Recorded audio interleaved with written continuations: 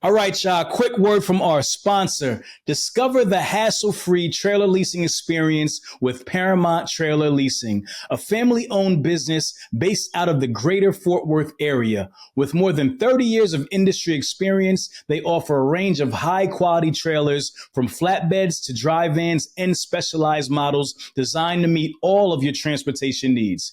Enjoy flexible lease terms, competitive rates, and a same-day simple leasing process that requires no credit checks and guarantees trailers with no recap tires.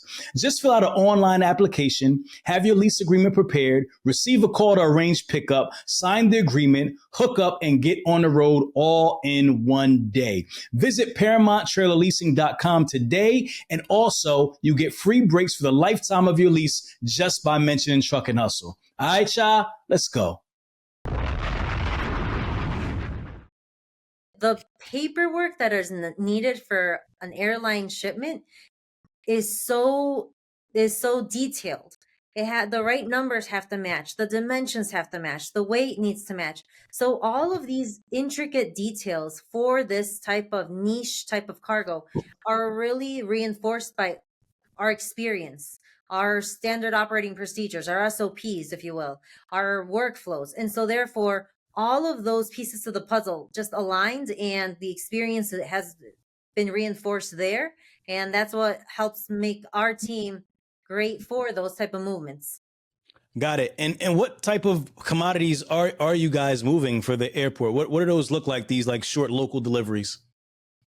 Yeah, we do pretty much anything that fits into a cargo airplane, right? So it could be really like any general freight, anything that you can think of. So sometimes people move medical equipment, medical machines. Sometimes electronics is also a big one, right? They get flown in from other countries. So we're doing lots of electronics, servers, things of that nature. Things that are very critical for manufacturing facilities is one of the big things that we see. If you think about it from a manufacturing standpoint, my pieces of equipment are making products that at $1 million per day, hour, whatever it may be, depending on what manufacturing you're doing.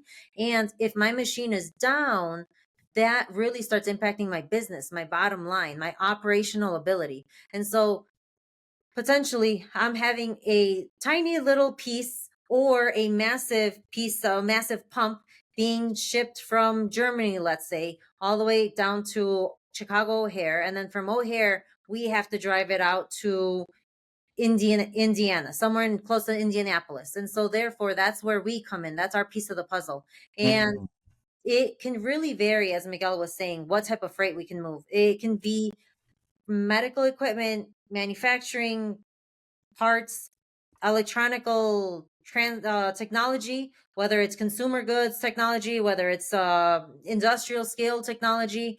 And we also end up seeing things in the biospace. So if there are, for example, research from one university to another, we might have to help move the biologics that they're testing, that they're using for certain things. And so just being able to understand the wide range and variety that we can come about really also helps us be able to work with our drivers at the end of the day, who are there facing the way that they're going to pick up, the way that they're going to transport it. Is this going to be in a dry ice container? Is this going to be just pallets, cardboard boxes on a pallet? Is this going to be an envirotainer, a refrigerated, battery operated, pretty much mini refrigerator, mini cooler that they're going to be transporting back and forth? Got it. So, what type of lead time do you get on these type of loads? Like, how much in advance do you know, like when you're getting a delivery, or how does that work? It can all vary, and I'll say that much because sometimes we have, okay, these shipments go Monday through Thursday at this time. We have to pick up at Consistently this. all the time. Yes, but we also have the express side where it's like this is a hot order that they have to ship out and we get an email, and as we're even opening the email, right, because it just arrived the inbox, it's not because we've been waiting on it, but it just arrived in the inbox, we're also getting a phone call that's going to match that email. And it's like, I just sent you an email, I just need to know, do you have capacity, because we have to get this picked up now, and the plane is waiting for us to bring this in. So that moment, not only do we have to reassure the client that yes, we have the skill set to be able to perform under these types of conditions, but we also have to be shooting out internal messages like, okay, hey, this is a hot shipment, we have to get this one ordered, and we have to reroute a driver. Maybe we had a driver that was doing some movements, but the delivery window is 8 to 5. Well, this hot shipment just came in, and we will be able to swing by, pick up, and deliver, and still make it to the other shipment potentially for the 5 p.m. cutoff. Or just, for example, those type of things. Ideally, we like to commit to, for express shipments, 2 hours. So that gives enough time to at least be able to dispatch a driver out.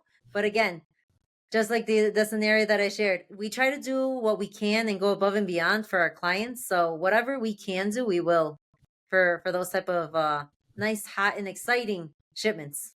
Got it. Because this stuff is extremely time sensitive. Like you said, how much training do your drivers need to have in order to handle this stuff? You talked about some stuff may need to be on dry ice, and you have specimens and all these different things. What does your training look like for your drivers? So initially, upon being onboarded, they are going to go through some level of training. And then as time goes on, they're going to be introduced to new different types of lanes, new types of cargo, new types of shipments. Our dispatch does a very great job, and we train very heavily with our dispatch team because they are the trainers and teachers and confidants of our drivers. So as our driver is hopping into that truck, they know that they have to go pick up. Maybe on their way, they're going to have a nice lengthy discussion with dispatch, so that way they can better understand what it is that they have to go through, or things like that, if it's like a specific for that pickup.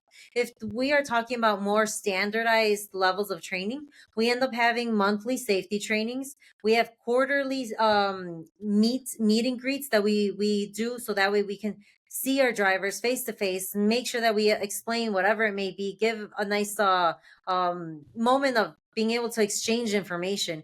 And we also just share information also just via email. So we use all forms and all methods to try to give our learnings, our experiences, and make sure that people learn. During our monthly safety meetings, we really strive to have our drivers as a very strong component in these conversations. Our drivers will work with 1, 2, so that way they can share their experiences in detail to certain scenarios that they've encountered. So that way it's not just someone from the office or someone from outside, but it's really a driver who understands how intricate, how difficult, understands that specific location, and they can describe it to a certain level of degree that their colleagues, their friends also understand. Okay, this is my friend who's telling me, hey, be careful, do XYZ, and this is my learning from it. Because the actual process to pick up and so forth can be intricate, can be it can vary. It's not always like clear cut. Like there's different steps you have to do, different processes, procedures, and so forth. Is that what you're saying? Definitely. Exactly. And I think that, to touch on Elizabeth's point, the training is continuous. So they're not going to know everything as soon as they onboard. It's going to have to be a continuous thing. So the shipments that are more in detailed will definitely put a more experienced person on, and we'll keep using that time to keep training a new driver that just came onto the team. So it's continuous. They'll get more experience at our monthly meetings. They'll get more experience just being around some of the other drivers that we have. The other drivers, when they are waiting to get loaded, when they're waiting to get unloaded, they're going to be talking about, hey, I had this happen to me today, just out of being in the warehouse. They're going to be discussing, hey, you won't believe what happened to me today. I had to pick up so and so, and this is how I resolved it. And by them even just interacting in that space and sharing their stories there, he's gaining a little more experience. But definitely he's getting the proper training that he needs by attending our monthly safety meetings, where there we're either touching on a certain process that we know has to be put into place, or a certain client's expectation for a specific client. So we're able to through time just get him more and more trained up, so that he is more familiar with the different scenarios that he's going to be facing when, like you said, picking up from some of these different locations. It's not always a dock, as we know, right? Sometimes we're going to a construction site to drop off. Sometimes we're going to the dock of a hospital, which is much more different than a dock of a warehouse. So Right. these different places you have to have some exposure to, and that's definitely what we try to open their eyes to seeing some of the different places that they might have to go to. Like Elizabeth said, one of the key points that we try to do is definitely have the drivers talk amongst themselves, because it's just so much different than hearing it from somebody who is in the office. By another driver telling them what they actually faced, and they're speaking the same language on what they faced, and you guys know at this turn you have to go left instead of going right, and that we might not touch on that key point, whereas another driver is going to make it an emphasis when he's telling the experience that he had. So it's definitely about giving it the floor to some of our drivers, so that they can then train some of the newer drivers on our team. All right, y'all. Listen, I'm happy to announce that we finally launched our YouTube memberships. Listen, if you want to support Truck and Hustle for all the hard work that we've been doing over the past 5 years, this is where you need to be. As a part of our memberships, number one, you'll get exclusive access to all of our archive content. Number two, we'll be doing at least one live webinar with one of the guests or somebody else from our network that you love to continue to add value to you and your business. Third, we'll be having exclusive behind the scenes content that we shoot and doesn't, make the final cut. So make sure you go check it out. Get that subscription right now and join us, man. TNH forever. Let's go. All right, guys, if you love Truck and Hustle and you love the interviews and the information that we're providing week to week, make sure you like, share, and subscribe to the channel. All right, Hustle fam.